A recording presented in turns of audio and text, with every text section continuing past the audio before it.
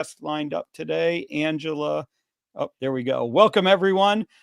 Great to be live with you again. Welcome to another live stream from the team at iFix Hearts. We have another amazing guest lined up for this afternoon. Really excited to have this conversation with Angela Lerro. And we're going to get into her amazing story and some of the concept she has around health. I met Angela a few weeks ago at the Meat Stock conference. I had to remember which one it was, and really had a good time talking with her and hearing her story. Just as a reminder to everyone, we are not giving medical advice here. If you have questions, start throwing them in the chat, and we'll have a chance to get to those towards the end of the talk. So with that, let me let Angela introduce herself, give a little bit of your background, maybe how you got interested in metabolic health and how you found yourself at Meat Stock a couple of weeks ago. Well, thank you so much, Dr. Ovadia. It's truly an honor to be here today with you. And it was such a pleasure meeting you at Meatstock a few weeks ago. You know, what you are doing in the medical community is so inspiring. And I really feel like more cardiologists need to take notes from you. um, my journey through with health has been one of the most mysterious wonders of the world. I've been dealing with multiple chronic illnesses since childhood, and I found myself at 28 with all of these mysterious health issues that led me to a breast cancer diagnosis. And what I'm learning more and more about cancer is that it's really a metabolic disease. And a lot of it can be fixed and prevented through using nutrition. Now, when I was going through my journey with cancer, I had a mastectomy. I was luckily early enough diagnosed that I didn't need any chemo or radiation, but I did have to have a mastectomy just because the cancer was pretty aggressive. And my doctors guided me to eat more of a plant-based diet. They didn't say vegan, but I basically became vegan because with the cancer diagnosis, I also developed multiple autoimmune issues that resorted me to becoming allergic to everything. And so I basically just lived on a diet high in plants like vegetables, fruits, legumes, plant protein powders, grains. And I tried, I was always eating whole foods, but still, the more I followed this plant based diet, the sicker I started to become. And I followed that pretty rigidly for a while because, in addition to doing this plant based diet, I also started getting really into spiritual healing. And I started doing different healing modalities to help me rebalance my nervous system and to help me reconnect to my spirit so that I could heal from this disease with because all of everything else wasn't really working. My plant-based diet wasn't working. A lot of the medications that they were giving me weren't really working. And I just kept getting sicker and sicker. Um, for me at that time, I started doing, like I said, I started doing a lot of healing and meditation, mindfulness, and that started to help significantly. And that's actually how I got really into Reiki and energy healing, which we will talk about later. But I finally got to a good place. And then 5 years into my practice, where I was doing really somewhat well. Not, I wouldn't say I was doing it was perfect, but I was doing better. It was because I started leaning more into a paleo-based diet, but I was still eating minimal meat. I was doing like a plant-based paleo diet. So I was basically just eliminating the grains and the legumes. And then I started having a very minimal amount of meat.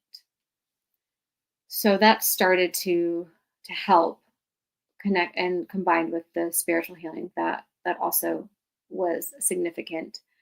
But like I said, 5 years into my practice, so this is like 5 years after my cancer diagnosis, I was diagnosed with something called thoracic outlet syndrome. And I don't know if you're familiar with thoracic outlet syndrome, Yeah. but I'm sure you are.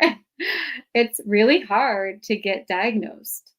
Um, and I had all of the symptoms for it, but I there were so many scans, and it took them 5 years to find the I have the scar right here, but they basically had to find that they found that my top cervical rib was being compressed with my brachial plexus and my collarbone. So I had to have the rib resection surgery. Now, at that time, what I didn't know was that I was living in a home that had a lot of mold. So the that was the first problem. And so I was living in a home with mold at that point for about 2 years. And then I was also in a really traumatic relationship, which was dysregulating my nervous system. So we had two things dysregulating, one dysregulating my nervous system, one dysregulating my immune system, and then having this, um, you know, syndrome that was really just affecting my quality of life, was just putting more stress on my body. So I agreed to do the surgery, and having all of those other factors really opened up Pandora's box. And I was like, it was just like a plethora of health issues just started to come after that surgery. I ended up having a pneumothorax. My lung collapsed during that surgery. I had so I had to deal with a collapsed lung for a very long time, and I was in the step down ICU unit while they had to drain that. But I was still following mainly plant-based diet. And I eventually started developing fainting spells while I was recovering from this surgery. I was fainting up to 15 times a day. I had to teach my dog how to walk, how to walk me. Um, I was so dependent. I lost my driver's license, and that just also set me into a tailspin of feeling like I'm losing everything, um, getting, having major anxiety and super depressed because of everything that my body was going through. And I thought that I had hit uh, a milestone when I got through cancer, that this was even worse than cancer. And then I ended up losing my relationship and, lost my dog. He took the dog. And then I ended up having to go to Pennsylvania, which I live in Los Angeles, and I ended up having to rent out I moved out of my house and I moved into an apartment, but then I didn't have enough time to uh, move out of that apartment. So I ended up finding somebody to take over my rent while I ended up going to Pennsylvania to go be with my mother, and found out that all of this was connected to having Lyme disease. And I found out that I had Lyme disease for over 30 years after we looked at my entire medical history. And at that time, by that time, I got diagnosed was February 2021. So the thoracic outlet syndrome surgery was April 2019.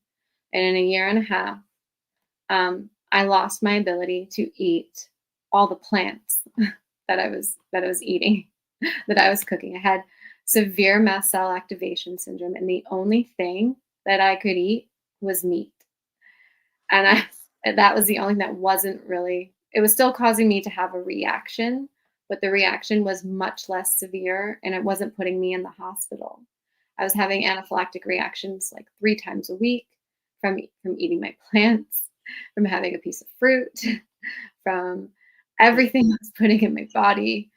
Um, and It we, sounds like it sounds like your body was sort of, forcing you towards what you ultimately found to be helpful, which was yeah, switching to a primarily meat-based diet.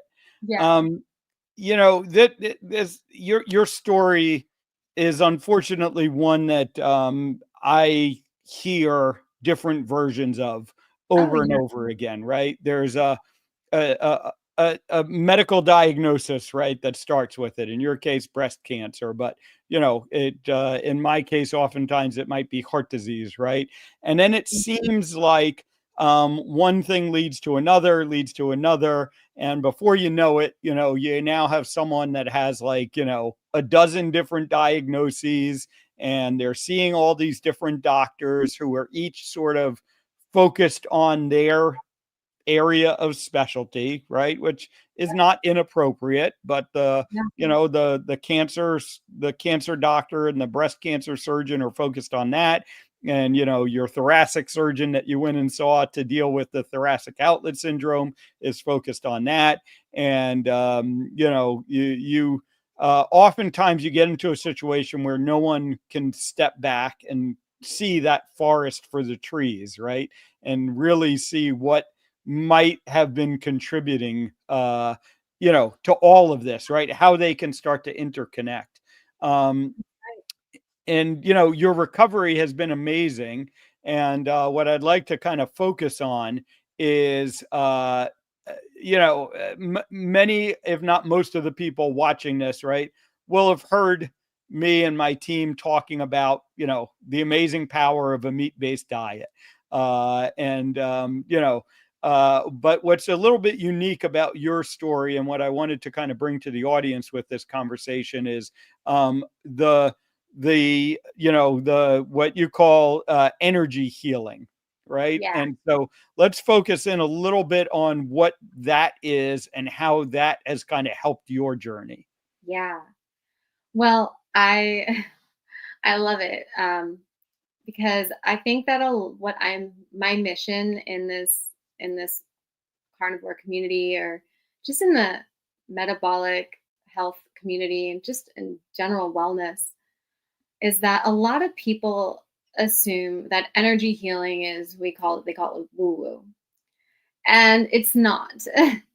it's it's we could take it to a scientific place, and we can also really we really dive into what we are. We are energy. We are human beings, or we are spiritual beings having a human experience. And we are mind, we are body, and we are soul. And we cannot heal one without the other. It's the same as having a car. You can't drive a car if you don't have 4 tires, and you can't drive a car if you're putting sugar in the gas tank. So when you're healing, you can't just focus on just the diet. The diet is definitely crucial and key, and it sets the foundation. But you also need to understand that your spirit and connects to your mind and what you're thinking about. If you are in a negative vibration and you are not believing that you're going to heal, if you're not connecting to your body, you're not and you're not conscious and aware of your energy, you're not also not going to heal. And you've got to bridge, what I do as a practitioner is, like, I help you bridge that. I help you bring that together.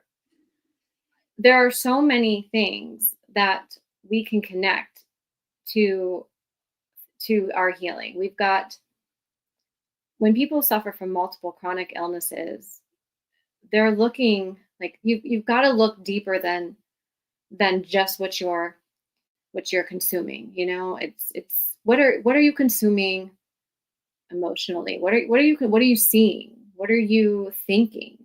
What are you believing? What are you reading? What are you like? There's so much. And when that happens, you have these energetic blockages, you create these energetic blockages within you. Those energetic blockages I call stress blockages. And when the body is blocked with those stress blockages, we're not able to energetically run efficiently. It affects our nervous system. When you see people with chronic illnesses, you also see them with chronic stress. I've never once seen somebody that has a chronic illness not be chronically stressed out. And oftentimes in my practice, and I'm sure yours as well, when people come to you, that's like they're hopeless. They don't even believe that they can heal. So that's another thing that's contributing. So you've got to find where those beliefs are coming from. What trauma are you storing? Because that's the other thing is that trauma that you experienced when you were a child, you're probably still carrying that. And that trauma that you're carrying and you're not healing and you're not working through is really being, it's like it's already damaged your nervous system. And if your nervous system's not regulating, then neither is your immune system. And so I see this all the time where I go into when I work with a lot of chronic illness people right now, specifically in the Lyme and the mold community. And that childhood trauma gets, it's like, it's chronic because that childhood trauma has now evolved into the trauma that they are inviting into their lives, into their relationships. It's that trauma that they never resolved and they never healed from. And it's causing these blockages. It's causing them a disability to connect. It's causing them disconnection with themselves and their own reality and their own story. And when I think of energy and we clear that, I use my form of energy healing that I use is Reiki. Reiki is a Japanese form of energy healing that promotes stress reduction and relaxation so that the body can come back into balance. And when you look at that from a scientific point, and I think about our nervous system, it's like we have a heart that beats and we're not being plugged in. It's because our nervous system uses that. It's like electricity. It beats, our heart beats from the energy that we give it through sunlight, through food, through grounding, through calmness, through stress. When we're stressed out, our heart beats more, our heart beats higher. When we're calm, our heart rate is lower. So when we are in that parasympathetic nervous system, when we activate that, that is when healing occurs. So that is what I do in my practice is I channel that energy through my clients so that we can clear these blockages so that their body can go into that parasympathetic state and we can access, because I'm also a medium. So I work with, I see what's going on in their body and I pull that out. I look at that. We bring that, we talk about it. I talk about what I see, where these blockages are. And then I clear that so that we can create a holistic healing for them so that they can heal, not just physically, but emotionally, mentally, and spiritually too. What are some of the, I guess, indicators that people, should be looking for, right? So if you're dealing with a chronic illness, and, let's say you're doing, you've made some diet, you've made some lifestyle changes, you're kind of focusing on your sleep and you're trying to get out in the sun, right? what are some of the indicators that people might have a sort of deeper, energetic issue that might need to be addressed in an additional or different way? Yeah, so I like to look at their story.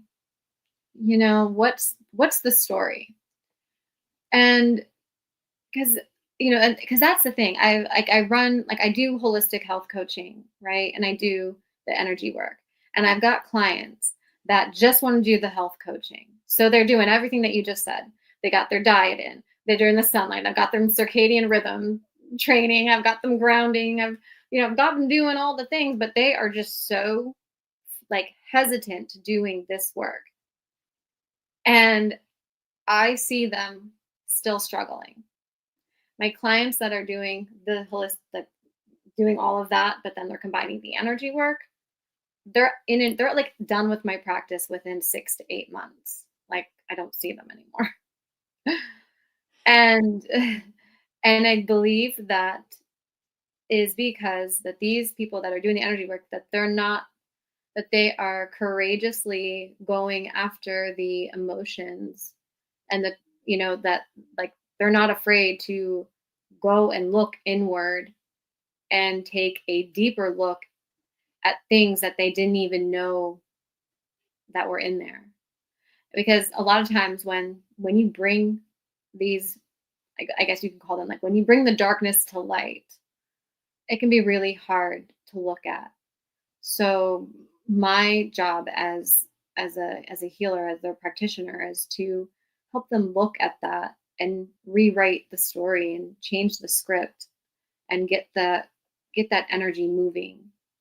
Because a lot of these blockages, they're so deep that like most people don't even know that they're still carrying them. And even oftentimes it's not even their wounds that they're carrying, it's like ancestral, it was passed down to them. And so looking, you got to like, it sounds radical, but in my experience, when you're dealing with people with especially, and this is like everything that I'm talking about is all stuff that I've had to do with myself. When you're looking for, when you are so severely ill and things aren't working, you've got to make some radical changes, and you've really got to go into places that you may necessarily would have thought to look before. So, a lot of people will have heard that and think, that sounds a lot like therapy, right? Traditional sort of psychotherapy. Yeah. So maybe talk a little bit about how it is similar, but also how it's different. Yeah. So psychotherapy, in my opinion, can be very helpful. But the thing is that in psychotherapy, you come in, you sit with a therapist, and you talk. The therapist listens. And sometimes, and this is, my clients tell me this all the time. They're like, I go to a therapist and it takes me six months to find it because all I do is talk, and I don't know where this blockage is. I can't find it. And it sometimes takes them, 6 months to find it. And it's because you know, they're consciously speaking of what they think is going on. With Reiki and energy work, I'm the one that's working on you. So to give you an example, when you do any type of energy work with me or anybody that does Reiki, is that whether it's, I do my sessions remotely and I also do them in person. Either way, you're going to be laying down. If you're doing it in person with me, you're going to go into a meditative state. And you're going to, before we start, I'm just going to ask you to tell me what you want to release. Like maybe you want to release fear, or maybe you want to release anxiety, worry, stress, anything that's negative. And then what do you want to bring in? So do you want to bring in love, happiness, clarity? And if you have something super specific, like if something is specifically bothering you, we can bring that in.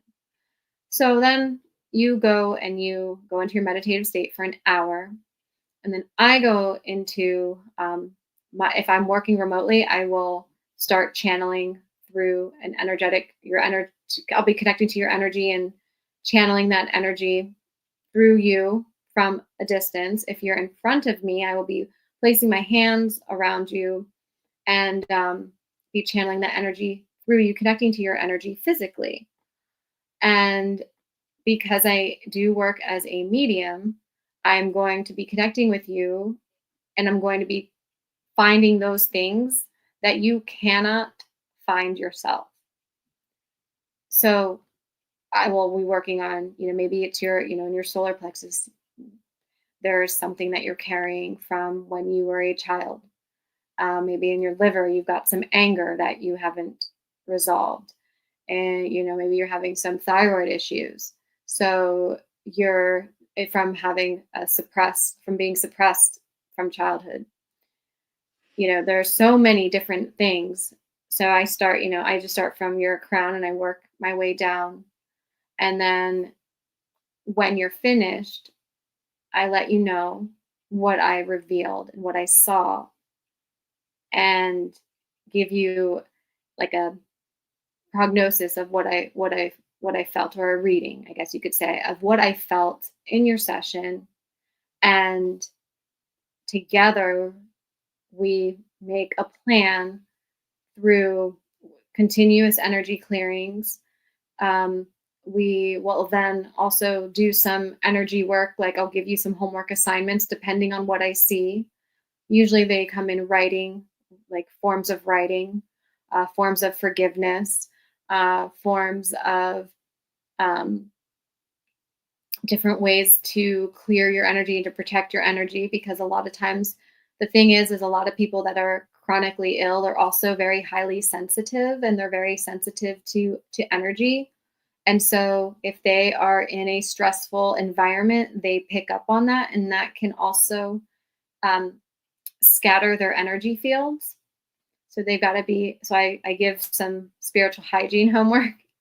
And then I continue working with them. So it is a little bit like therapy, because when I pull that stuff up, obviously it's very emotional, but then they are able to sit there and connect the dots and reflect on those things.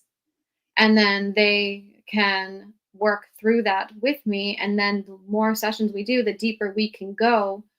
And, obviously it's a safe place for them to bring that up and talk about it. There are so many things that people are carrying that they're just afraid and that to even acknowledge, and they don't want to acknowledge it subconsciously. And so Reiki helps go to that deep subconscious. Well, it helps me go into their body, but then once we bring it up to their conscious level, they realize that they don't, they're like, oh my gosh, I do remember that. That's what I always get, like, oh my gosh, yes, that did happen to me. Like I did, I did have that person abuse me. I did have that issue as a child where I wasn't seen, I wasn't heard. I did have that experience, and I just thought it was normal. And a lot of times people don't even realize that what they're experiencing is not normal.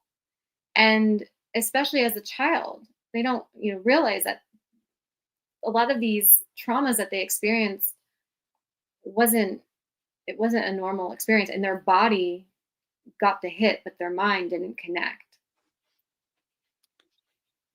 Yeah, so I think this, unfortunately, we're coming up on our time limit here, but this is we just started to sort of scratch the surface here. Very interesting, concepts and great work that you do, and of course, your healing story is amazing. Where can people find out more if they want to learn more about energy healing and learn more about your story and what you do? You can find me on Instagram. My Instagram handle is MEAT, meat-based medium. So MEAT based, BASED, medium, MEDIUM. You can find me on Facebook, and it's Angela Christine. And they can find me on LinkedIn under Angela Lerro. Perfect. Well, thank you so much for coming on with us. I hope the audience, I know they found this very interesting, and I'm sure many people will be helped by it. I think it's just another aspect of this healing journey that so many of us are on, and it's another tool in the toolbox for people that are dealing with these chronic issues that may not be improving because they haven't been able to identify some of these root cause issues that are leading to these issues. So thank you everyone for joining us. As always, if you want to find out more about what we do at iFix Hearts, you can go to ifixhearts.com/talk. And I encourage everyone, before you close out here today, please either like or leave a comment or subscribe to this channel. We've been doing these live streams at least once, oftentimes multiple times a week. And if there's any topics or conversations that you'd like to have, that you'd like to hear from us, please drop a comment, drop a DM, and let us know. So thank you, Angela. Look forward to seeing you again soon. And thank you for all the great work that you are doing. And thank you to the audience for taking some time out of your busy days to spend some time with us. And we'll see you next time. Thank you so much, Dr. Ovadia. I look forward to seeing you again too.